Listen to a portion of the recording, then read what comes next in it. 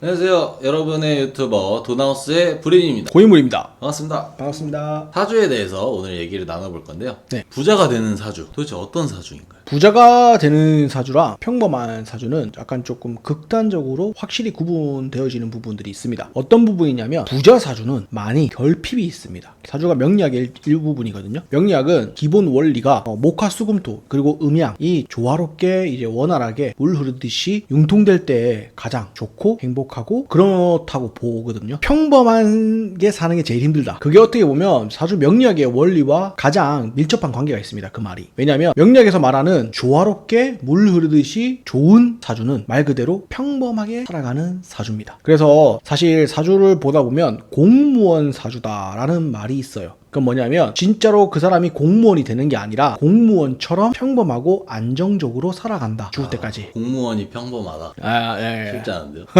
사주가 8개의 글자거든요. 그래서 내 팔자야 하는 게 숫자 8과 글자 자자입니다. 8개의 글자가 사주입니다. 팔자의 그 팔은 그 중에 우리가 태어난 연, 월, 일, 시 이 4개의 주에 천간에 1개의 글자씩 그리고 지지에 1개의 글자씩 해서 총 8개의 글자입니다. 사주라는 건 4개의 주라는 뜻입니다. 연, 월, 일, 시. 그리고 팔자란 말은 그 한 주에 2개씩 글자가 총 8개라고 해서 사주 팔자라고 합니다. 이거는 이제 사주 팔자라는 건 그 사람 한 사람의 개인의 이제 성향이라든지 성품이라든지 인품이라든지 어떻게 될지 그 사람에 대해서 알기 위해서 만들어 놓은 거고 사실 그 근본 원리는 명리학이라는 학문에 있습니다. 이 명리학을 기반으로 한 의술은 한의학입니다. 그리고 우리나라는 개인적으로 주역, 중국과 함께 주역도 있고 사주팔자에서 말하는 건 타고났을 때부터 가지고 태어나는 이 8글자가 목화수금토와 음양의 조화가 잘 이루어진 사주팔자 같은 경우에는 안정적이고 편안하게 평범하게 살아간다 라고 하고 반대로 목화수금토 중에 뭐 금에 치우치거나 수에 치우치거나 토에 치우치거나 한 원소나 한두 개의 원소가 치우쳐가지고 나머지 원소가 결핍이 있어갖고 조화롭지 못한 그런 팔자를 타고난 사람들은 극단적으로 치닫습니다. 모 아니면 도처럼 부자가 되더라도 큰 부자가 되고 가난해지더라도 큰 거지가 되는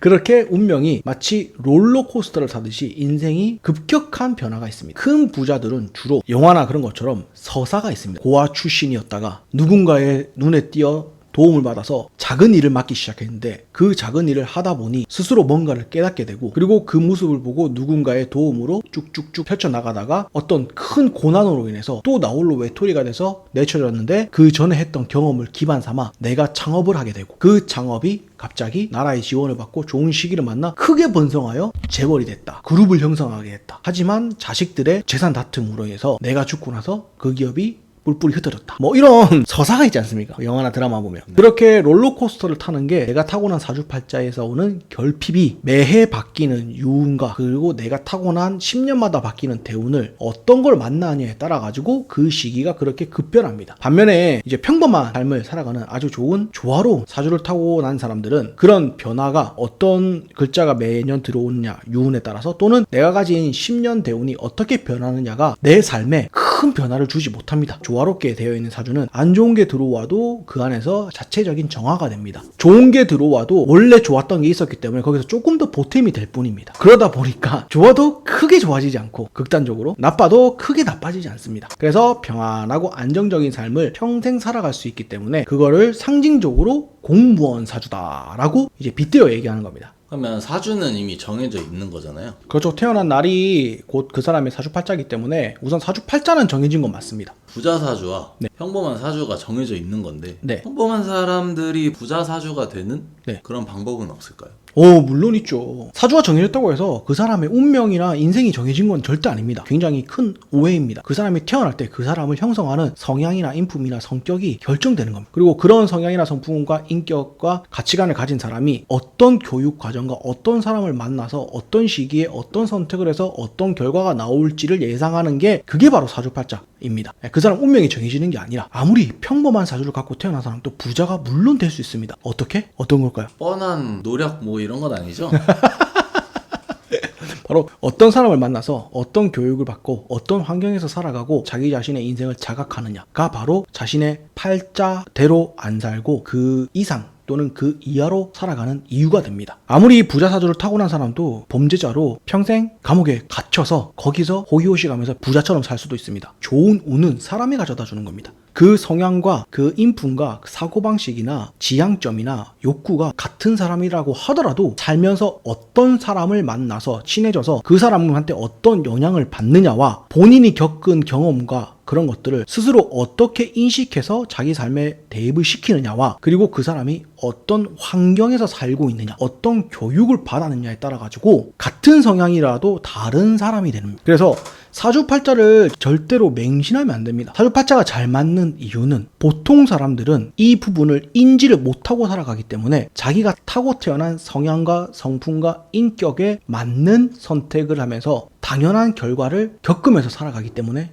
그렇습니다. 그런 것들을 맞출 수는 있지만 정작 그로 인해서 내가 어떤 선택을 하느냐는 내 자신에게 달려 있습니다. 사주팔자를 보는 이유는 내가 어떤 사람인지를 나도 모르는 내 모습에 대해서 그리고 내가 지금까지 숨기며 살고 싶었기 때문에 내 자신조차도 숨겨서 나도 착각하고 살았던 내 모습에 대해서 알고 앞으로 다가올 이런 세상, 이런 일, 이런 사람들과의 관계에서 내가 어떤 선택을 하는 게 나한테 좋은지 옳은지를 스스로 판단할 수 있는 근거가 되기 위해서 사주팔자를 보는 것을 저는 추천드립니다. 부자팔자는 결핍으로 인해서 악으로 깡으로 내가 겪었던 불행보다 더한 불행은 사실상 겪기도 힘들 뿐더러 어떤 불행이 와도 내가 겪었던 그 불행만큼은 불행하지 않아 라는 그런 각오로 본인의 의지대로 끝까지 밀어붙여서 끝을 보는 사주, 처음부터 결핍으로 태어났기 때문에 그러다 보니 좋은 운을 만났을 때 악으로 깡으로 살아온 사람이 갑자기 기회가 오면 어떻겠습니까? 아이고 감사합니다 하고 겸손하게 받을까요? 아니요. 이거 아니면 아니다. 이거 아니면 나 죽음을 달라. 죽음을 불사하는 각오로 그 기회를 잡기 때문에 승승장구를 해가지고 큰 부자가 됩니다. 반대로 평범한 사람들은 태어나면서부터 지금까지 그냥 평범하게 살아왔습니다. 중간만 하면서. 그러다 보니 작은 불행에도 큰 불행으로 느끼고 작은 좌절도 큰 좌절처럼 느껴버리기 때문에 평범하고 행복한 삶을 살고 있다고 잘 느끼지 못하고 좋은 기회가 와도 그 기회를 아이고 감사합니다 겸손하게 받아서 그냥 적당하게 그 기회를 활용해서 적당한 이익을 얻고 만족합니다. 죽자 살자 달라들지 않습니다. 죽을 각오로 임하지 않습니다. 그러다 보니 좋은 운이 와도 좀 좋게 이제서야 좀 편안하네 하고 편안하게 평범하게 살고 안 좋은 운이 들어오면 아이고 죽을 것 같은데 이거 어떻게 하다 보니까 저 사람이 도와줘서 감사하게 또 아이고 그래도 큰 불행은 피했다 라고 하면서 만족하면서 살아가는 겁니다. 이 부분을 제가 왜 말씀드리냐면 혹시라도 여기 지금 이 영상을 보시는 분이 큰 부자가 되고 싶다면 악으로 깡으로 모든 걸 버리고 거기에만 매달리시면 됩니다. 돈 버는 데만. 부모, 자식, 사랑하는 연인, 친구 다 버리시면 됩니다.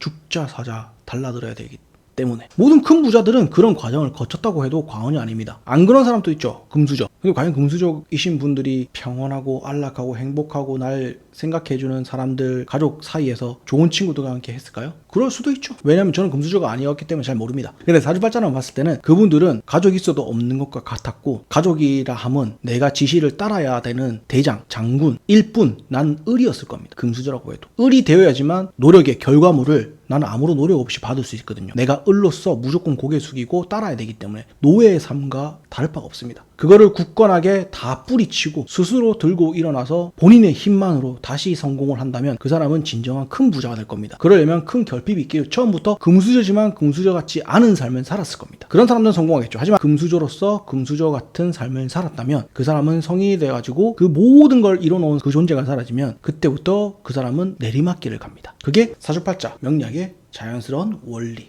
조화입니다. 내가 어떤 사람인지부터 알고 또 나에게 처해진 상황과 불행이 어느 정도인지를 사실상 가늠을 해야 됩니다. 그래야지 내가 너무 별거 아닌 일로 하늘이 무너지듯이 불행하다고 느꼈고 고통스러워했고 고민하고 힘들어했구나. 이 정도면 그래도 어떤 불행이 와도 내 사주는 평범하고 편안한 삶을 산다 했으니까 이 불행이 와도 내가 지금까지 하던 것처럼만 꾸준히 하면 되겠구나. 그리고 어떤 사람과 트러블이 있더라도 웬만한 평범한 사주들은요 사람과 트러블 있잖아요. 그 사람이 나한테 안 좋은 영향을 끼칠 사람이면 자연스럽게 멀어집니다. 인연이 끊기고. 반대로 근데 그 결핍이 있는 사람들은요 내가 너무나 좋아하는 사람이 내 인생을 망치는 사람인데 그 사람한테 집착하게 됩니다. 그래서 실제로 성공하다가도 사람 때문에 몰락하는 사람들이 바로 뭐 아니면 또 큰 부자의 사주를 가진 사람들입니다. 평범한 사람들은요, 좀 안 맞고 좀 이상하고 좀 그렇다 싶으면 이상하게 자연스럽게 멀어집니다. 그래야지 평범한 삶을 계속 유지할 수 있거든요. 본인 자기 자신의 마음의 소리에 귀를 기울이면서 살아가는 게 사실상 사주팔자를 안 보고도 잘 살 수 있는 방법이라고도 말할 수 있습니다. 그러려면 본인 자기 자신과의 대화라든지 내 자신이 말하는 두려움, 기쁨, 행복, 그리고 지루함 이런 감정들에 귀를 더 바짝 기울이시기 바랍니다. 그러면 굳이 사주팔자나 그런 걸 모르더라도 잘 살 수 있습니다. 사주팔자가 정해져는 있지만 네. 그대로 살으란 법은 없으니 네, 그렇죠. 제가 또 이렇게 딱 격파하고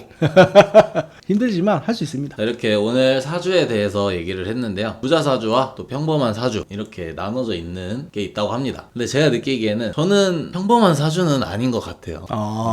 그래요? 왜냐하면 아주 이게 너무 심한 것 같아서.